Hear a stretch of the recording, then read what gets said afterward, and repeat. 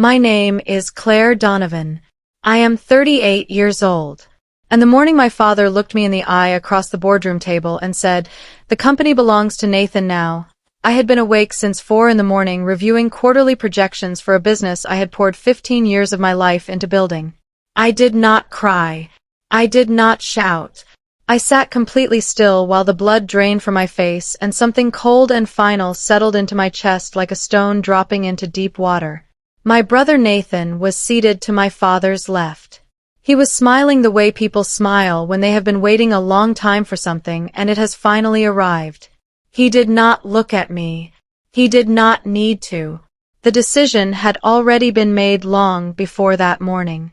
I could feel it in the way my father would not hold my gaze, in the way the legal team sat too quietly, in the way nobody in that room seemed surprised except me. I had helped build Donovan Consolidated from a struggling regional supplier into a company worth $600 million. I had given it my 20s, my health, 2 relationships, and every ounce of ambition I had. That morning, I found out none of that had ever been enough. To understand what happened in that boardroom, you need to understand how it all began. My father, Gerald Donovan, started the company when I was 8 years old. It was a small industrial parts distribution business operating out of a rented warehouse in Ohio. We did not have much money. My mother worked night shifts at a hospital just to keep the lights on. But my father had a vision. He talked about it at the dinner table every night.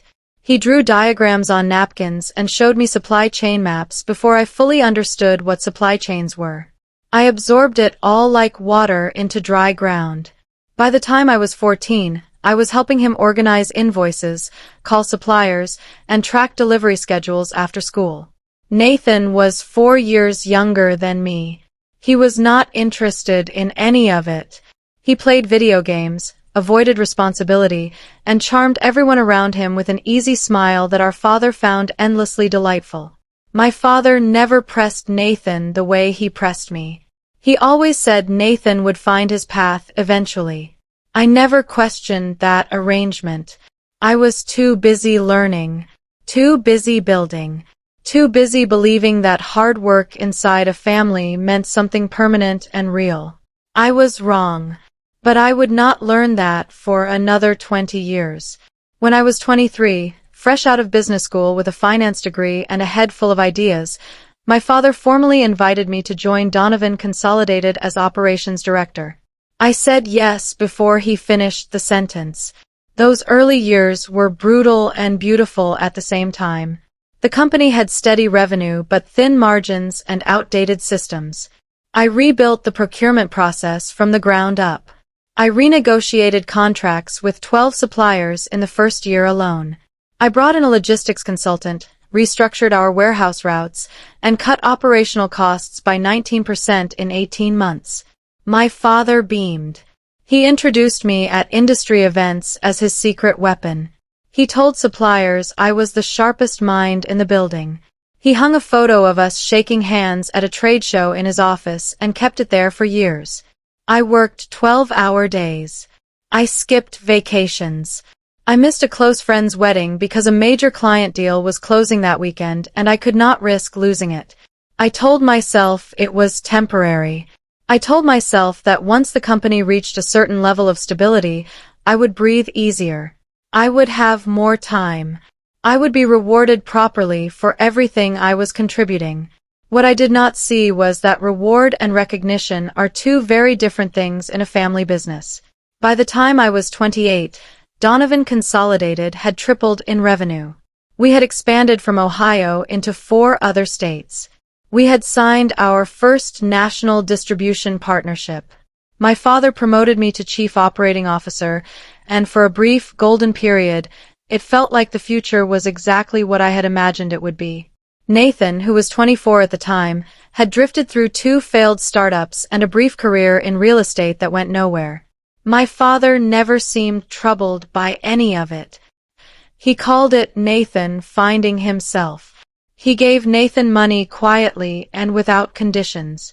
He took Nathan on golf trips and weekend retreats and introduced him to business contacts with the same warm pride he once showed when introducing me. I noticed. I told myself it did not matter. What mattered was the work.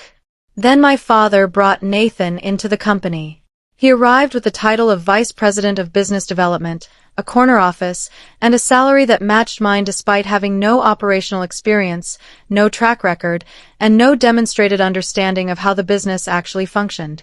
When I asked my father about the structure, he said Nathan needed a proper foundation. He meant he needed a proper stage. One I had already spent 5 years building for him without knowing that was what I was doing. At first, Nathan stayed mostly out of my way. He took meetings, shook hands, and attended conferences. He was excellent at being present in rooms without contributing anything measurable to what happened inside them.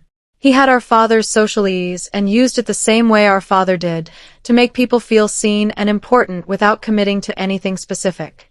I did not dislike my brother. I want to say that clearly. I had spent years loving him the way older siblings love the younger ones they have always protected. But I watched him closely, the way you watch someone who has been handed something valuable and does not yet understand its weight. The problems started small. Nathan began attending client dinners and presenting himself as the decision-maker on deals I had structured. He started copying himself into email threads he had no involvement in and then offering summary opinions in reply all messages that gave the impression he had been guiding the process all along. When I mentioned it to my father once, carefully and without accusation, he told me Nathan was simply finding his voice. He told me I should be more supportive. He told me the company was big enough for both of us. What he did not tell me was that he had already been having private meetings with a lawyer about the company's ownership structure. I would not discover that for another 3 years. The real shift began when my father turned 65. I organized the celebration, booked the venue, coordinated the family dinner, and prepared a business presentation highlighting everything we had built together over the previous decade. I stood at that podium and talked about vision, about sacrifice, about what it meant to build something from nothing into something that could last generations. My father cried. He hugged me in front of everyone. He said I was the backbone of everything. 3 weeks later, he quietly updated his estate documents to give Nathan controlling interest in Donovan consolidated upon transfer of ownership. I did not know this yet. I was too busy managing our largest contract renewal, which I eventually closed at a value of $47 million over 3 years. It was the biggest single deal in the company's history at that point. I went home that evening and made myself a quiet dinner and felt genuinely proud. I called my father to share the news. He congratulated me warmly. He said he was proud. He said the company could not have done it without me. He said all the right things. He had always said all the right things.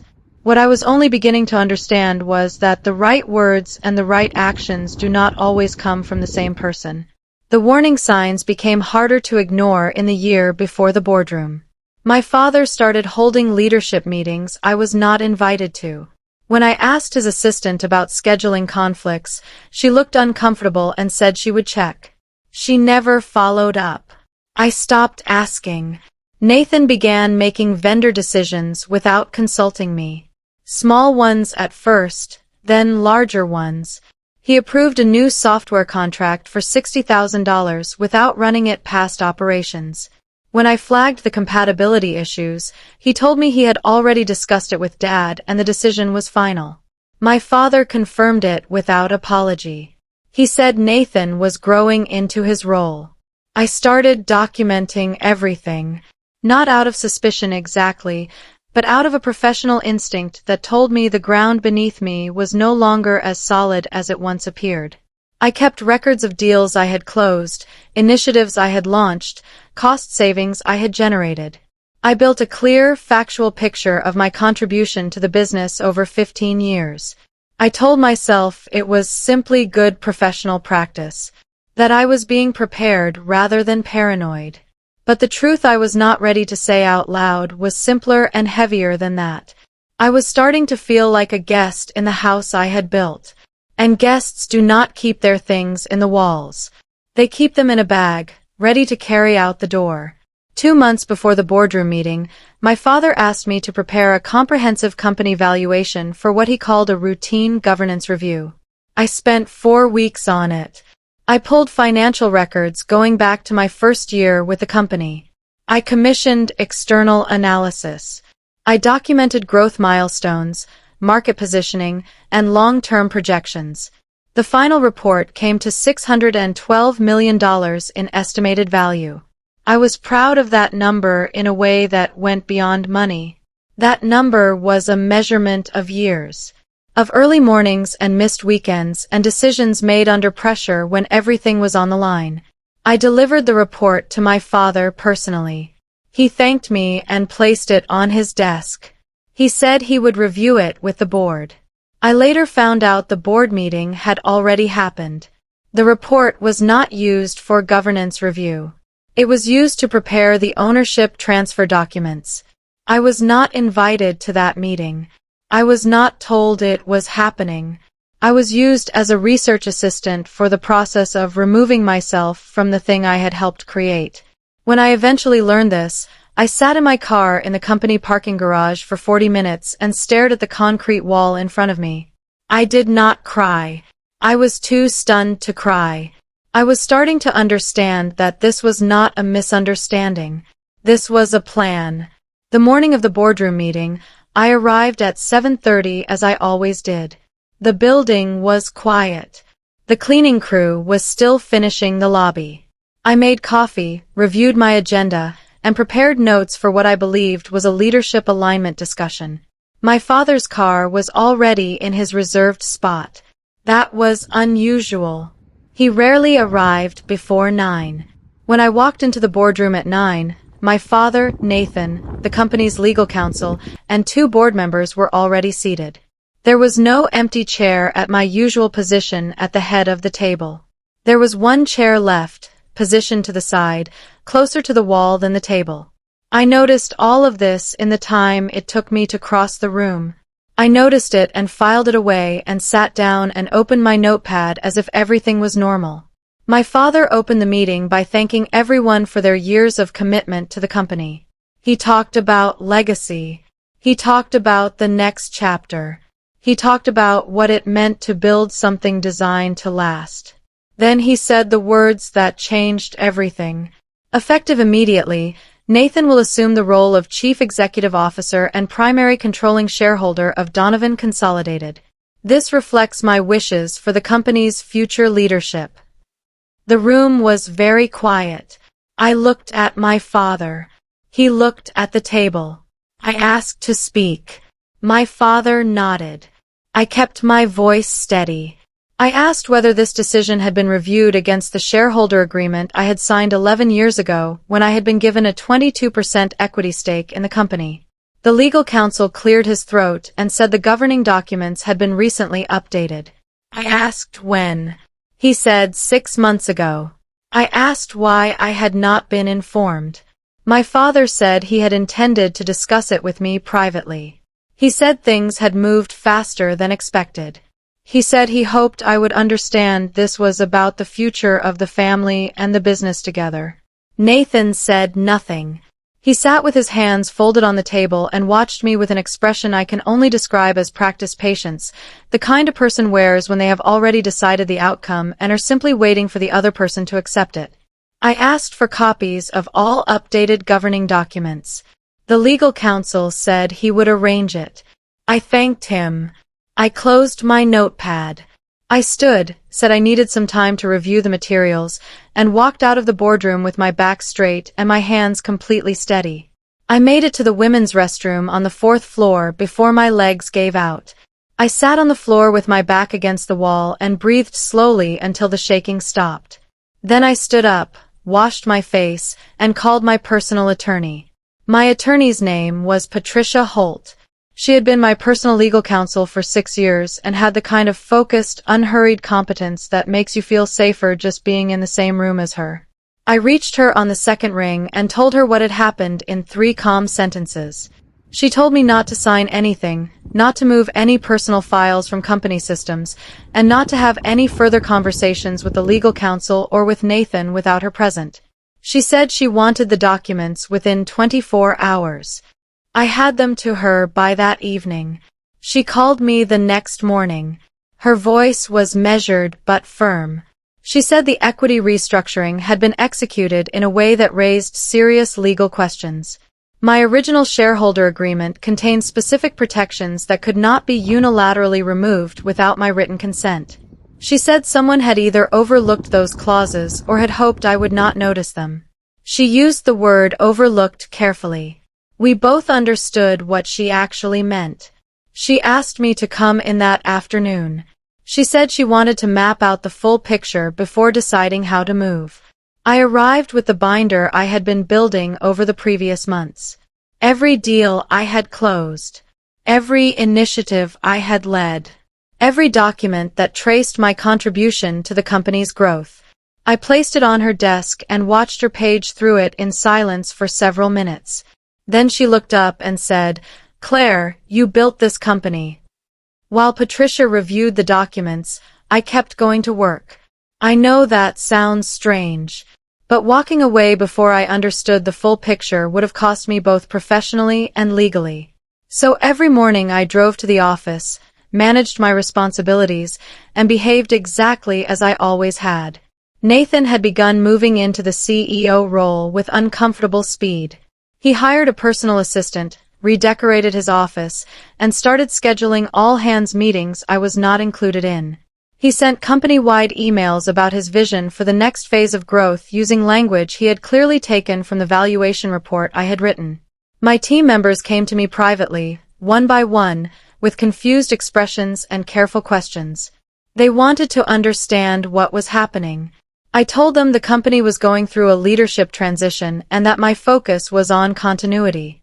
I told them to keep doing excellent work. I said nothing about what I was building outside of those conversations. What I was building was a case. Patricia had identified 4 specific legal violations in the equity restructuring. She had also discovered something I had not known. The shareholder agreement update had been filed with an incorrect date, placing the signing 2 years earlier than it had actually occurred. Someone had backdated the document. That was not an oversight. That was fraud. Patricia brought in a forensic document specialist named Warren Cole. No, I am sorry. His name was Frank Asher. Frank had 20 years of experience examining financial and legal documents for corporate litigation. He was quiet, precise, and completely unimpressed by anyone's reputation or position. He confirmed within 4 days what Patricia had suspected. The signature date on the amended shareholder agreement had been altered. The ink composition and document metadata were inconsistent with the stated filing date. Someone had created a document that appeared to have been signed 2 years earlier than it actually was. That meant the restructuring had not been a slow, considered decision made over years. It had been assembled quickly, recently, and with deliberate effort to make it look like something that had existed long before it was created. I sat in Patricia's office while Frank presented his findings and felt something shift inside me. It was not anger exactly, though anger was certainly present. It was clarity, the kind of clarity that arrives when the fog you have been living in suddenly lifts and you can see the landscape for exactly what it is.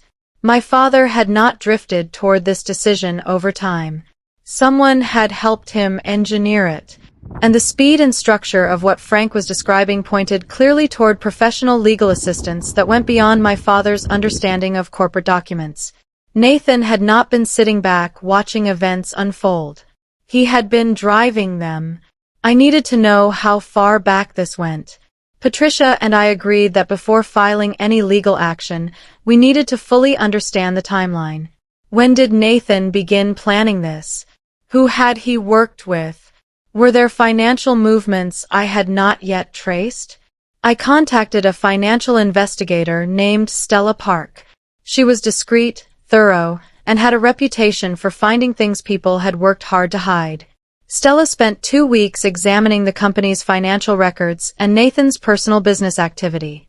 What she found rearranged everything I thought I understood about the past 3 years. Nathan had opened a separate holding company 18 months earlier, well before the boardroom meeting. He had been quietly transferring client relationships and contract discussions to this entity. 2 of our largest vendor partners had been approached and told that Donovan Consolidated was undergoing a leadership transition that would affect my role. They had been told this 18 months before I was informed.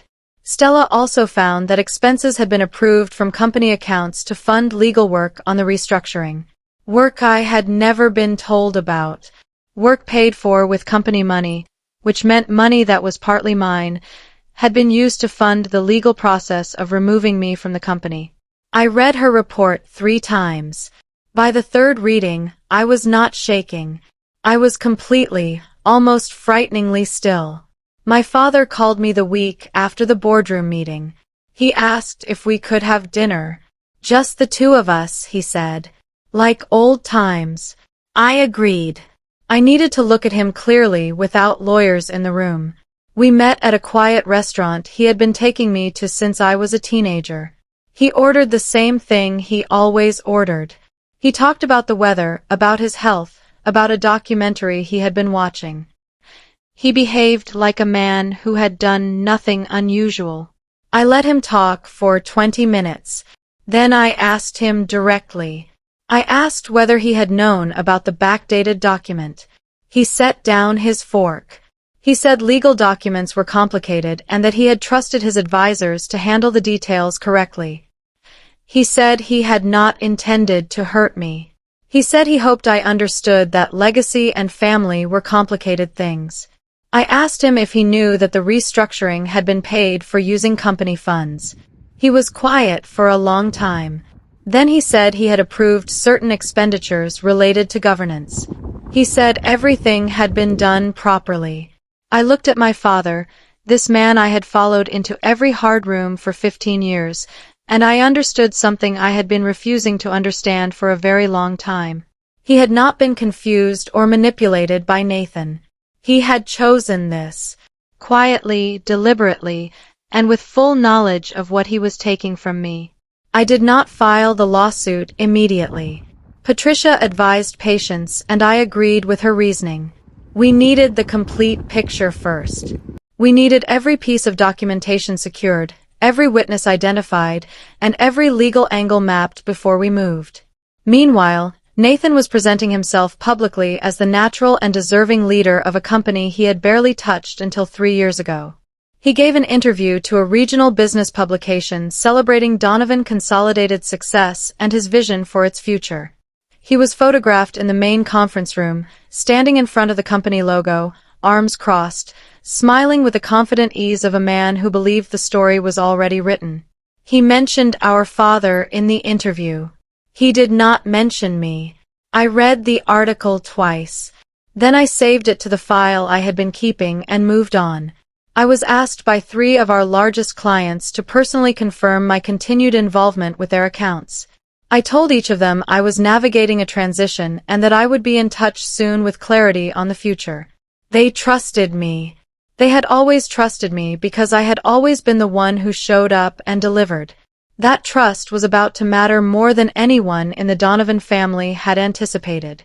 Nathan made his first major mistake in month 2 of his CEO tenure. He attempted to renegotiate the $47 million contract I had closed the previous year. He did it without consulting the client relationship team and without reading the terms carefully. He pushed for a change in payment structure that technically violated a clause in the existing agreement. The client's legal team flagged it immediately. They were unhappy. They asked to speak with me directly. I took the call. I clarified the contract terms and offered a solution that preserved the relationship and kept the deal intact. The client thanked me and told me frankly that they hoped my role in the company was not changing. I told them I was working through some internal matters and would have an update shortly.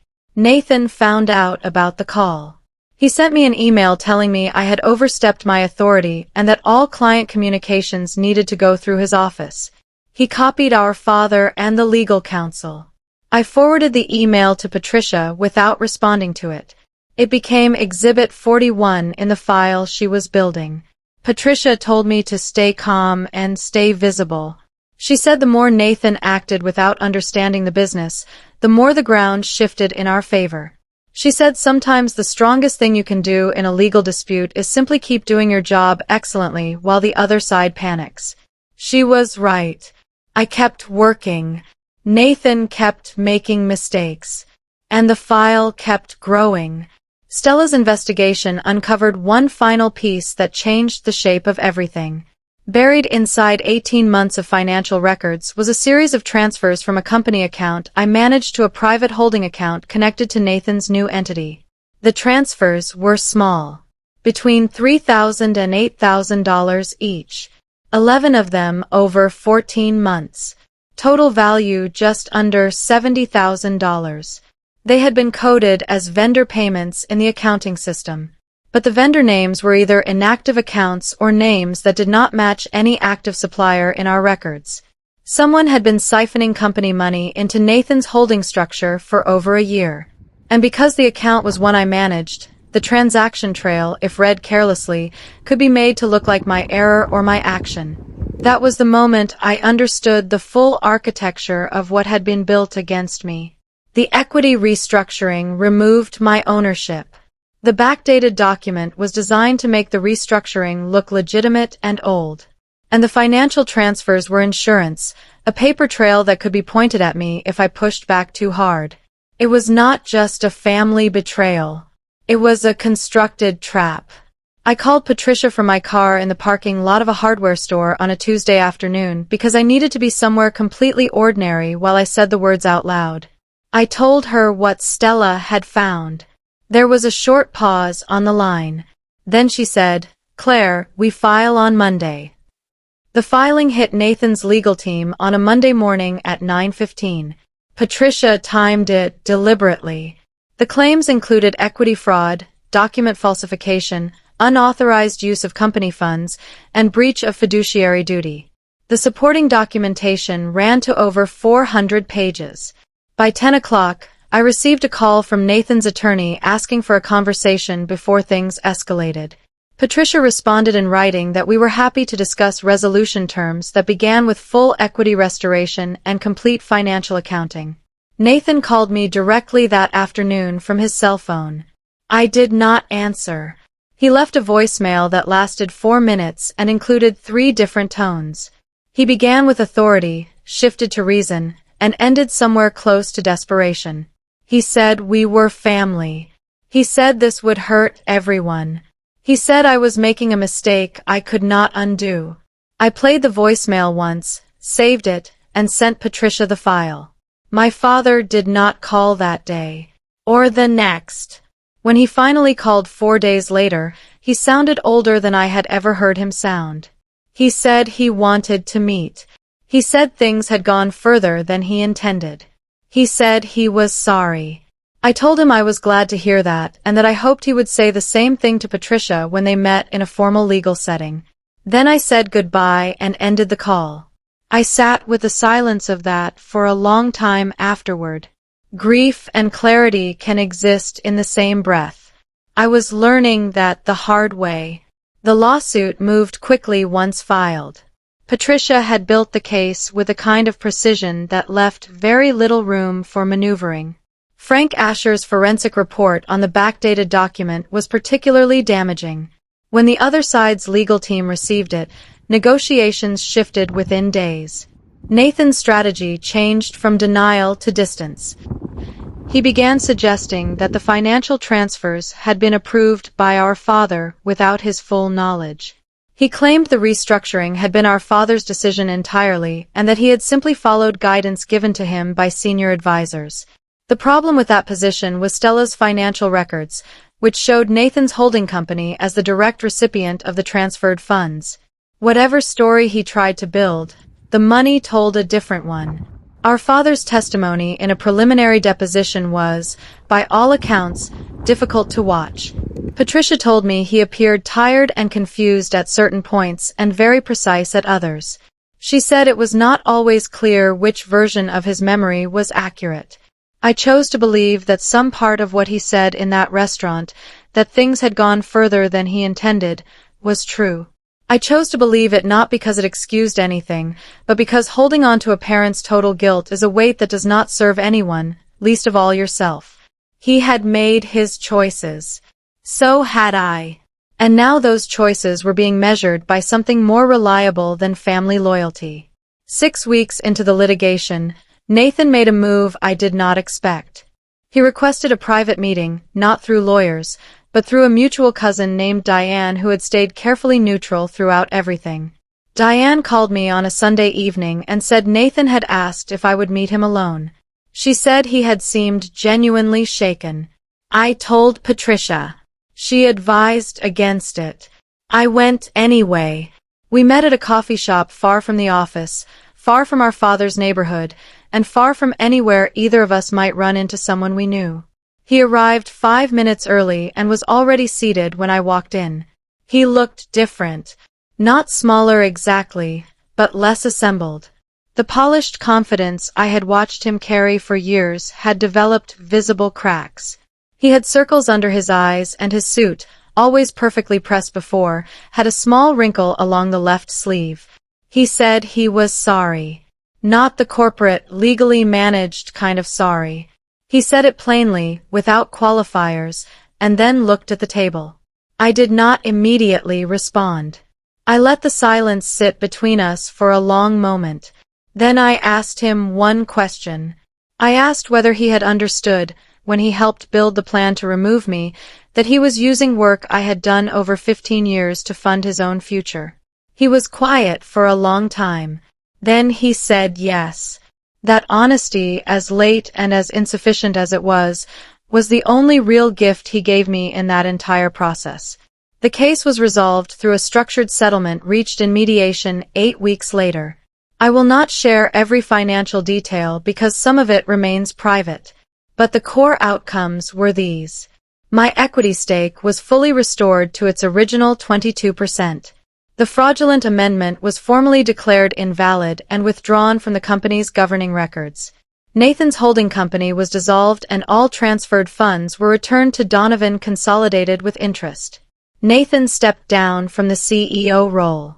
He retained a minority equity position as a shareholder but had no operational authority in the business. A professional independent CEO was brought in to lead the company during a transition period. I was offered the CEO position. I took a week to think about it. I called Patricia and Stella. I went for long walks in the early morning when the streets were still quiet. I sat in my apartment and looked at the city lights and thought about what I actually wanted, not what I had always assumed I would want. I declined the CEO offer. Instead, I negotiated a formal advisory and profit-sharing arrangement that compensated me fairly for my years of contribution while giving me the freedom to do something I had been putting off for over a decade. 3 months later, I started my own company. I took 3 key clients with me who had already told me privately they would follow wherever I went. Within a year, we had 7. My father and I did not speak for 4 months after the settlement. When he finally reached out, it was through a handwritten letter delivered to my new office. He wrote 3 pages in handwriting that looked more uncertain than I remembered it. He did not make excuses. He described his choices with an honesty that surprised me. He said he had spent his whole life believing a son would carry the family name in a way a daughter could not. He said he knew that belief was wrong. He said he had not had the courage to examine it until the consequences of acting on it became impossible to ignore. He said he was proud of me. He said he had always been proud of me. He said the tragedy of his choices was that pride and action had pointed in opposite directions for too long. I read the letter 4 times. I did not respond immediately. I kept it in my desk drawer and returned to it over several weeks, reading it each time with slightly different eyes. Eventually, I wrote back. Not to forgive everything at once, because honesty matters more than performance, but to say that I was willing to start a careful, slow conversation about what, if anything, could be rebuilt between us. Some bridges cannot be rebuilt. Some can, but only with completely different materials than the ones that collapsed the first time. We were learning slowly which kind ours was. 2 years after that boardroom morning, my company reached $12 million in annual revenue. It was not 600 million. It was mine. Every client relationship I had built over 15 years had taught me something. Every negotiation, every operational crisis, every late night reading supply chain data had been preparation for something I had not known I was preparing for. Building something of your own, with your own name on the door, for your own future, feels structurally different from building something for someone else's legacy. Nathan and I have a distant but functional relationship. We are not close. We are honest with each other in the careful way people are honest when trust has been broken and rebuilt with deliberate effort rather than assumed warmth. He took a smaller role at a different firm. He works hard, I am told. I hope that is true. I hope the experience changed something real in him and not just the surface presentation. My father's health declined in the second year after the settlement. I visited him twice. Both times were quiet and careful and real in a way our relationship had perhaps never been before. There was less performance between us, less of the roles we had each been playing for so long. Just two people sitting in a room together, trying to figure out what honesty looks like when it arrives late. That is its own kind of progress, imperfect and real. I am telling you this story not for sympathy and not for applause. I am telling it because there are lessons inside it that cost me too much to keep to myself. The first lesson is this: document everything, not out of suspicion, but out of self-respect. Your contributions are real. Write them down. Keep the records.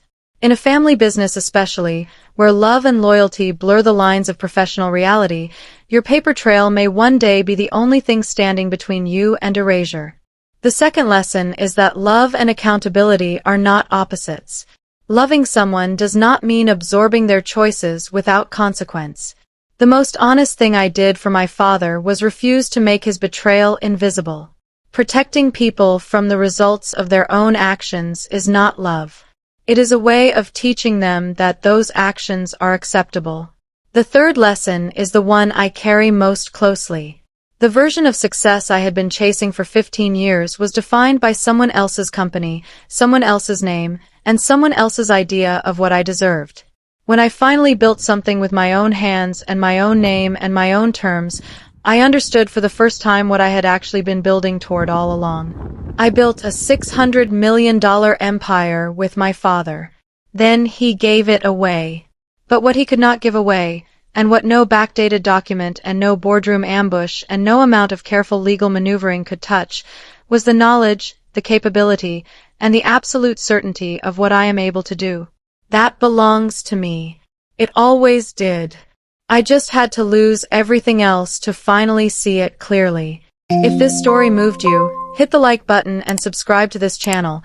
There are more stories just like this one waiting for you.